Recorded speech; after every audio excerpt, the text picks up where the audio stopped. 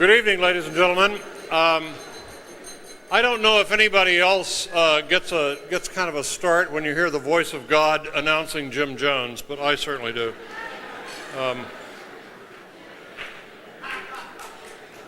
As chair of the board of directors of the Pro Bono Institute, I'm delighted to share this wonderful evening with all of you.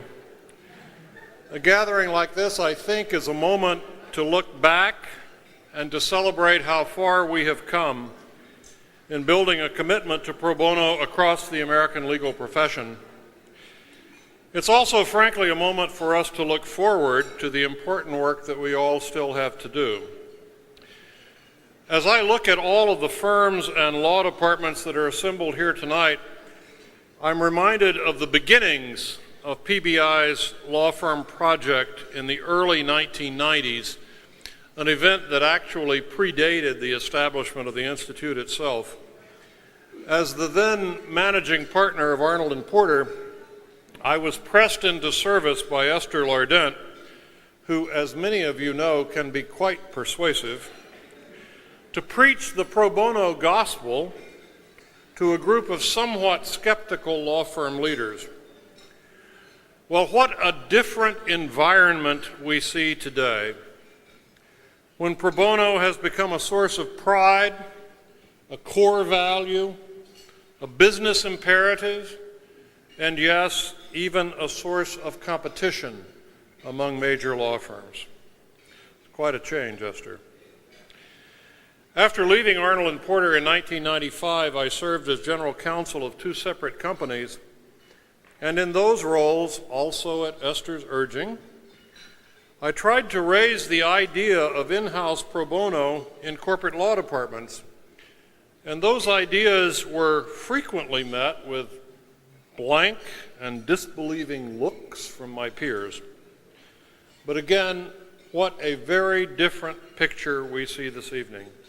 During the past 18 months alone, the Corporate Pro Bono Project, which, as you know, is sponsored jointly by PBI and the Association of Corporate Counsel, has worked with more than 200 law departments eager to put pro bono programs in place.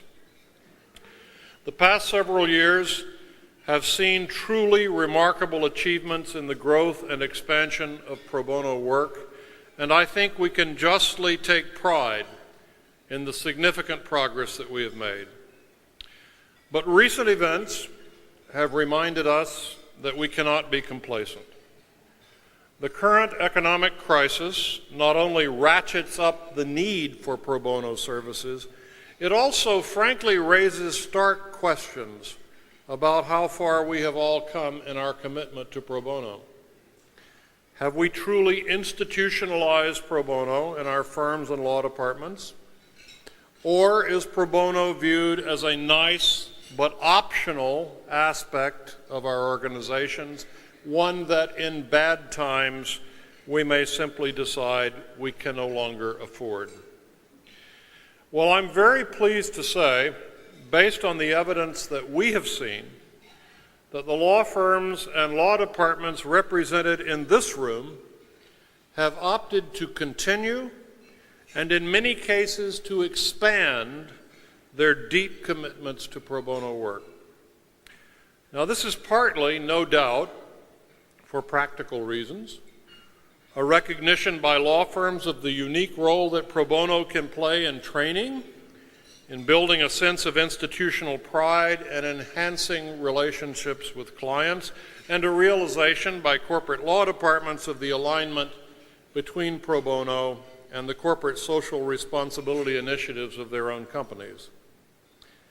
But I think that the commitments that we are seeing, even during this period of deep economic distress, bespeaks more than just practical considerations.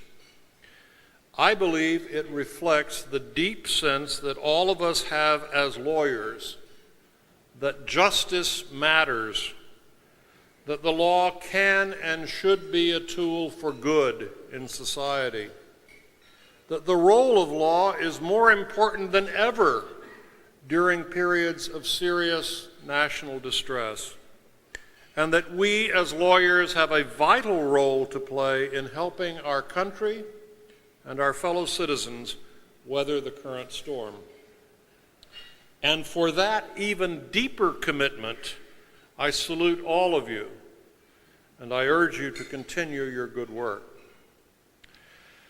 Now, if you doubt the intensity of commitment to pro bono service within the corporate law department community, you have not yet met or heard from our next speaker. Tom Sabatino is the Senior Vice President and General Counsel of Schering Plough Corporation. He's a member of the Board of Directors of the Association of Corporate Counsel, and he's a member of the Corporate Pro Bono Advisory Committee. Tom's company, Schering Plough, was a charter signatory of the Corporate Pro Bono Challenge, and Tom himself has been a strong champion for pro bono. He's also a person whom Esther Lardent lovingly refers to with that highest of honorific titles, a pro bono junkie. Ladies and gentlemen, please welcome Tom Sabatino.